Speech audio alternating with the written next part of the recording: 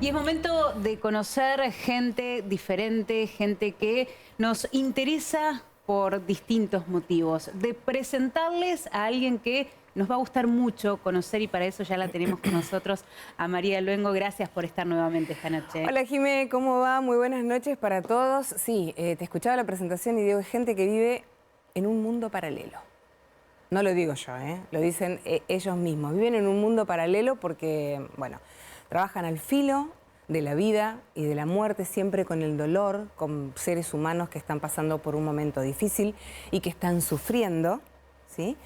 Y estamos hablando de ese espacio en el que nadie quiere ingresar, que es la terapia intensiva. No queremos ir nosotros como pacientes, no queremos ir como familiares de alguna persona que le está pasando mal. Ella trabaja en terapia intensiva.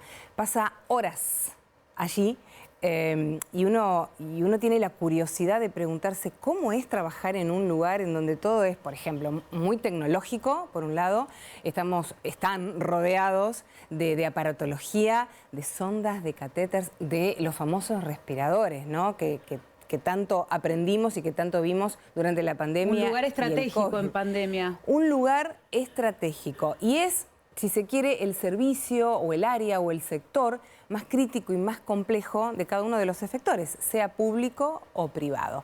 Es una tarea verdaderamente desgastante y ella se pasa, yo te diría que casi toda la semana allí y muchas horas por día en el lugar.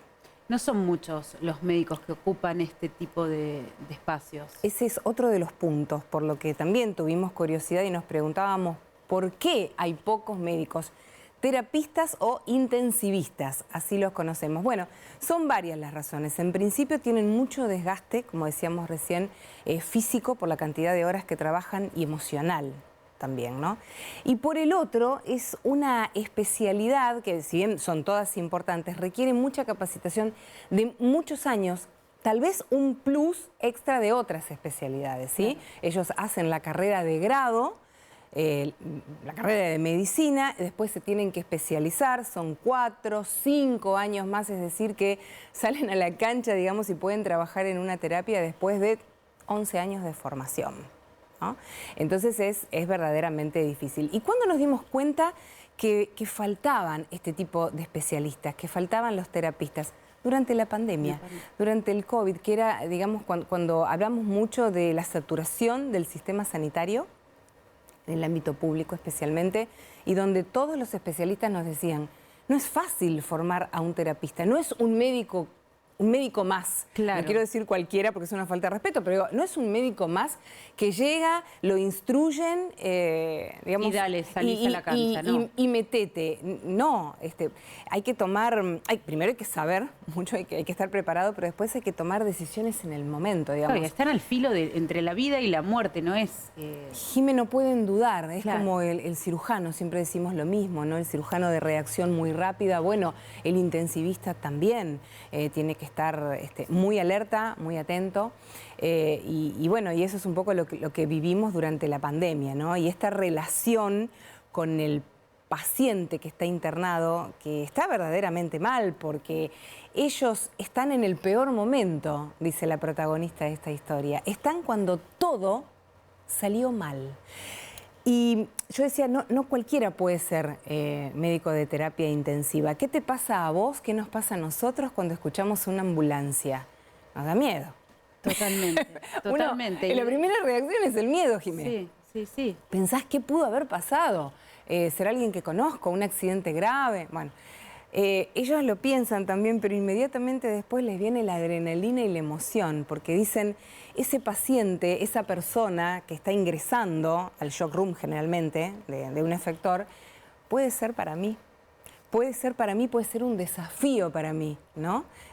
Puedo hacer mucho por esa persona, ni más ni menos que para salvarle la vida. Así que mira cuán interesante, cuán desafiante es la tarea. Interesante conocer a ella, que además es muy joven. Presentánosla. Sí, es muy joven, claro. Bueno, hoy con mucho placer les vamos a presentar a una joven médica terapista que, como les decíamos recién, camina todos los días al lado de la muerte y al lado de dolor. A pesar de eso no baja los brazos. Esta es la historia de una mujer, de una profesional que vive en emergencia permanente. Antonella Guadalupe Bayalardo, médica, especialista en cardiología y terapia intensiva, miembro del equipo de la terapia intensiva del Hospital José María Puch.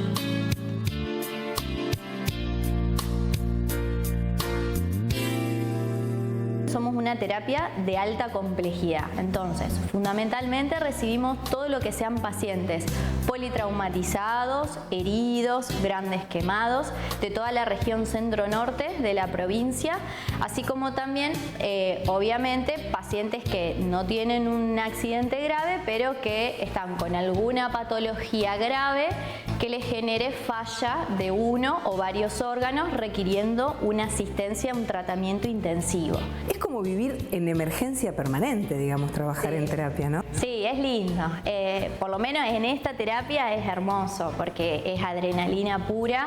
El tener que ingresar estos pacientes que vienen, que llegan a cualquier hora, por ahí vos estás acá trabajando, está todo tranquilo, ya se hizo todos los procedimientos de los pacientes que ya están dentro de todo estabilizados y empezás a sentir por ahí, al que le gusta la adrenalina, sentís las sirenas de las ambulancias que se acercan a la guardia que está al lado nuestro y ya empezás a decir, ese es un herido, que uno empieza a imaginar qué puede ser lo que llega y por ahí te escapás y vas a chusmear al shock room para ver qué es lo que viene. Va a ser para nosotros o puede decir, o es un infarto o es un parto, que también pasa y esos van directo a la sala de ginecología, o si no es para nosotros. El médico intensivista puede tener muchos errores. Quizás algo no se puede permitir y es dudar, porque esa decisión a veces depende de la vida o la muerte del paciente. Tal cual. Por eso es muy importante estar formado, porque vos, si estás formado, cuando se te presenta la urgencia, sabés cómo reaccionar y por otro lado hay algo clave que es el mantener la calma en la tormenta, porque en ese momento sos vos el que tenés que tomar las decisiones, guiar el barco, digamos metafóricamente, y no podés dudar. Es como el cirujano de urgencia también. Es ese momento, esa hora, porque si vos te demorás a lo mejor en un procedimiento, en un tratamiento, después al paciente lo corres de atrás y a lo mejor termina con el peor desenlace. Nosotros aquí, nuestra residencia como es posbásica, son 3 años y para formarte bien, bueno, tenés todo un contenido teórico de módulos que vas viendo, pero por otro lado también tenés que desarrollar bien ciertas destrezas de procedimientos invasivos que tenés que hacer en la urgencia o en el día a día de la guardia. Y lo otro, más allá de todo eso, es que la persona que va a hacer cuidados críticos tiene que tener un buen criterio. Hay que saber tomar decisiones, tenés que usar lo mejor posible todos los recursos que tenés a disposición y siempre con criterio. Saber de que hay que hacer todo, pero también a veces saber cuándo parar, que esas por ahí son las decisiones más difíciles. Antonella, ¿qué es lo más difícil? ¿Tratar con el paciente o tratar con la familia cuando eventualmente hay que dar una mala noticia? La comunicación es fundamental y hay que formarse, hay que estar preparados porque no es lo médico solo, la parte humana también es importante y eso lo vivimos mucho cuando tuvimos la pandemia, lamentablemente, del COVID-19, en el cual nos tocó golpearnos mucho con esa realidad, con tener que dar continuamente malas noticias.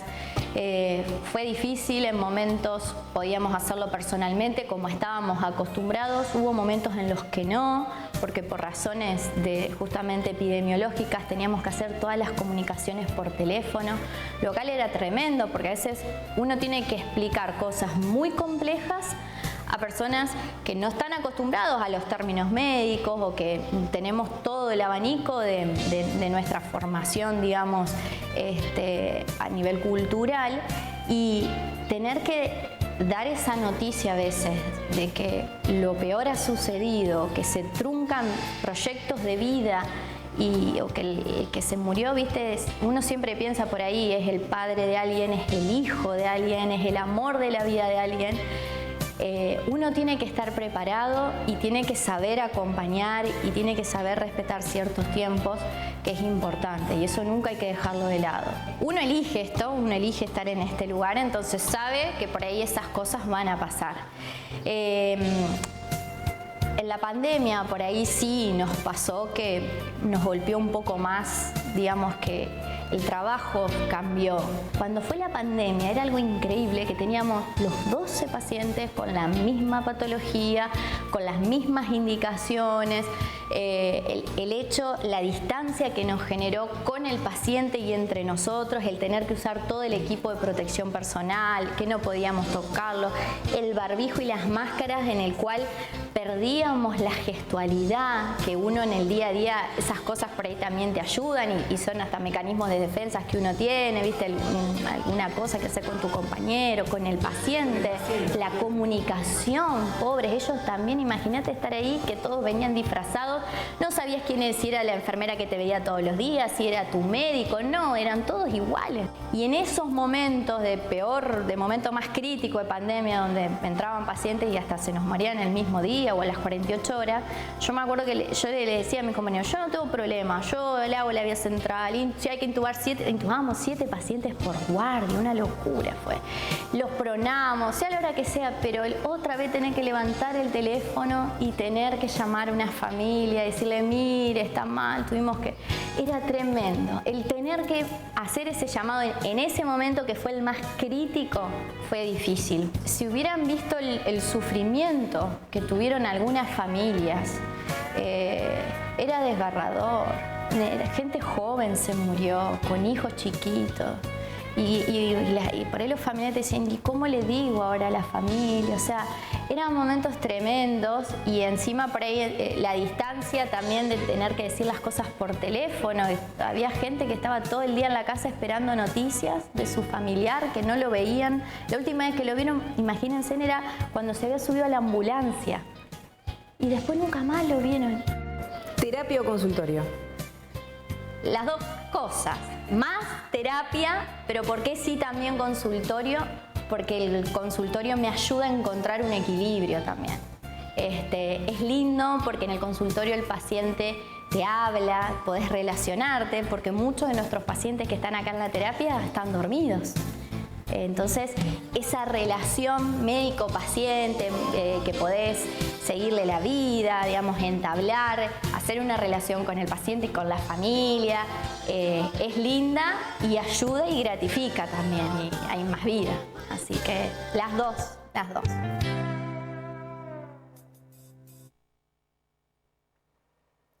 La escuchábamos, Antonella, y pienso cuánta pasión, cuánto amor por el trabajo, cuánta dedicación, porque esto es resignar toda tu vida personal o gran parte de ella, ¿no? Cuánta vocación. Claro. Tiene. Lo tuvo clara toda la vida, comenzó a estudiar medicina y después dijo, bueno, es por acá, es por la terapia intensiva, pero además viste que al final era terapia o consultorio, Claro, porque bueno generalmente el que hace terapia, bueno, está muy enamorado de eso y como vos decís, tiene una exclusividad full time, ¿no? Todo el tiempo, no hay otra forma de entenderlo. Pero Anto además es cardióloga, entonces tiene también sus pacientes y es esto, ¿no? El ida y vuelta con el paciente, el poder hablar. Imagínate que en términos generales, digo, hay casos puntuales, claro, no todo es lo mismo, pero en términos generales en la terapia intensiva se puede hablar poco. Más, insisto con lo de la pandemia, ¿no? Porque ella hacía mucho hincapié en eso, estábamos todos luqueados y vestidos y disfrazados, dicen, en un momento para la ocasión. Entonces el paciente, si estaba lúcido, que no todos los casos pasaba, pero si estaba lúcido, no sabía con quién hablaba. Claro. Si era el médico, si era la enfermera, si era, no sé, algún familiar que eventualmente se lo dejó pasar un segundo. Y ese contacto y eso de poder en este momento, ya que no deben, digamos, respetar esos protocolos tan estrictos por COVID, bueno, eso de poder tener ese contacto y esa mirada con el paciente, con el ser sufriente, poder hablarlo, poder explicarle, poder tomarle la mano, poder escucharlo o tal vez contenerlo en un momento de angustia, con una lágrima. Con los familiares, porque ella cuenta que me imagino que debe ser un antes y un después en la vida de ella, como de muchos médicos, la mayoría de los médicos, de esta falta de contacto que había entre los familiares y el paciente y ella tener que llamar para dar esa mala noticia y sentir que esa persona no se había podido despedir. Es como son momentos que me imagino deben marcar un antes y un después. Y esta parte de saber que esa persona que está ahí yaciente en esa cama de terapia es alguien en la vida de otra persona, ¿no? Esto de el papá, el hermano, el amor, y se va, y bueno, hice todo lo que pude, lo corrí de atrás, lo corrí de adelante, dice en algún momento, hice todo lo que pude y no llegué, la medicina llegó hasta acá, y bueno, y el desenlace fue ese. Yo tenía una curiosidad, una duda, y digo, ¿qué es más difícil? ¿Tratar con el paciente o tratar con la familia? Claro. Que a veces la familia viene en muy pocos minutos a recibir el informe, ¿no? O por la mañana o por la tarde, y explicarle esas cosas que son tan difíciles para aquellos que no tenemos conocimiento en medicina, ¿no? Nos pasa a todos. Y bueno, para eso los forman también, ¿no? Pero está en el ADN de cada uno de ellos prepararse y ser un poco más empático con la persona que sufre. Mary, hay que agradecer a quienes trabajaron contigo. A quienes trabajaron conmigo, bueno, sí, los compañeros de ley, el camarógrafo fue Marcelo Bambi Farías y el editor, que le llevó bastante tiempo también esto, un material riquísimo, bueno, Denis Gómez. Así que a los dos muchísimas gracias por hacer más fácil el trabajo en equipo. Bueno, gracias a vos y te esperamos la próxima, con otra historia. Con otra historia que seguramente va a encantarnos conocer. Que Santa Fe está llena de estas historias. Qué lindo que es tener este espacio. Está llena de estas historias que son anónimas, que no las conocemos y que hacen tanto estas personas, más allá de que sea su trabajo, hacen tanto por el resto de la comunidad, hacen tanto por nosotros en esos momentos vulnerables que tenemos todos. Gracias por traerlos. A vos.